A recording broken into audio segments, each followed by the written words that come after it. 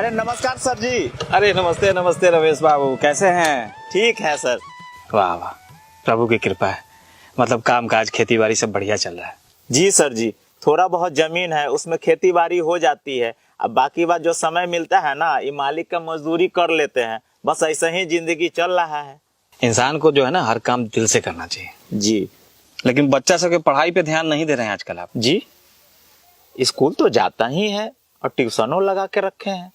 आता है स्कूल सब, लेकिन रेगुलर नहीं आता है। मतलब कि सरकारी विद्यालय जो है ना 250 दिन खुला रहता है साल में, लेकिन ज्यादातर बच्चा जो है ना 150 दिन आता है, और उसमें आपका भी बच्चा शामिल है। बेटा तो हमारा नालायक निकल गया, लेकिन बेटी तो। देखिए रमेश जी, बेटा और बेटी दोनों को पढ़ाना बहुत जरूरी होता है। अच्छा रमेश जी, एक बात बताइए, यदि कोई जानवर आपका आवारा निकल जाए तो क्या करते हैं? उसको खुला छोड़ देते हैं? अरे नहीं सर, उसको नाथते हैं, मतलब सीधा करते हैं। मतलब कि जानवर को सही करते हैं जिसके साथ आपको 5-10 साल रहना है, लेकिन बेटा को सही नहीं करते हैं जिसके साथ आपको पूरा बुढ़ापा बिताना है। और आपकी बेटी तो पढ़ने में भी तेज है, लेकिन उसको आप लोग घर के कामकाज में फंसा के रखे रहते हैं। हम लोग किसान हैं सर जी, खेती बाड़ी का भी काम काज रहता है। अरे उस काम में आप लोग बच्चों की मदद सुबह शाम या छुट्टी के दिन में भी तो ले सकते हैं, है कि नहीं? ये तो हो सकता है। और सबसे आश्चर्यजनक बात बताएं जी, आपके टोले में अगर किसी एक घर में शादी हो रही हो तो पूरे टोले के बच्चे 4-4 दिनों तक स्कूल नहीं आते हैं। क्या कह रहे हैं सर जी? लीजिए, आपको ये भी नहीं पता है कि आपके बच्चे कब स्कूल जाते हैं और कब नहीं जाते हैं।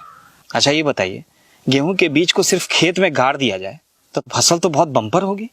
नहीं सर जी, ये कैसे हो सकता है? गेहूं की खेती करने में पूरे 150 दिन लगते हैं। पहले बुआई करना होता है, फिर पटवन करना होता है, फिर खाद मारना होता है। पूरा सेवा करने के बाद फसल होती है। बच्चे भी पौधों की तरह ही होते हैं, सिर्फ स्कूल में एडमिशन करा देने से पढ़ाई नहीं कर लेते। आपको ये व्यवस्था करनी पड़ती है कि वो रेगुलर स्कूल जाएं, उनके पास किताबें हों, पोशाक हों, और वो घर पे भी सुबह शाम पढ़ाई करें, तब जाकर के उनकी पढ़ाई कंप्लीट होगी। नहीं तो आधे अधूरे तैयार फसलों की तरह उनकी पढ़ाई भी आधी अधूरी रह जाएगी।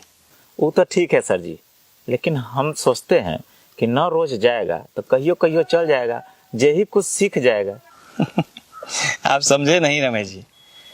अच्छा ये बताइए कि यदि किसी बच्चे को पहले 1 से 20 तक का गिनती सिखाया जाए और फिर सीधा 80 से 90 का गिनती सिखाया जाए, या पहले 2-3 का पहाड़ा सिखा दिया जाए और फिर सीधा 17-18 का पहाड़ा सिखाया जाए, तब तो बच्चा गणित में पंडित हो जाएगा, है ना? ये कैसे होगा सर जी?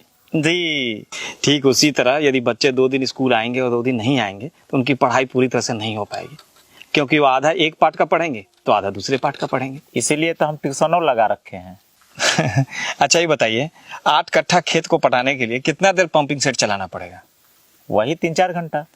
यदि 1 घंटा पंपिंग सेट चलाएं तब तक खेत एकदम पूरा पट जाएगा, फसल बम्पर हो जाएगा, है ना? क्या कह रहे हैं सर जी? फसलें नहीं होगा।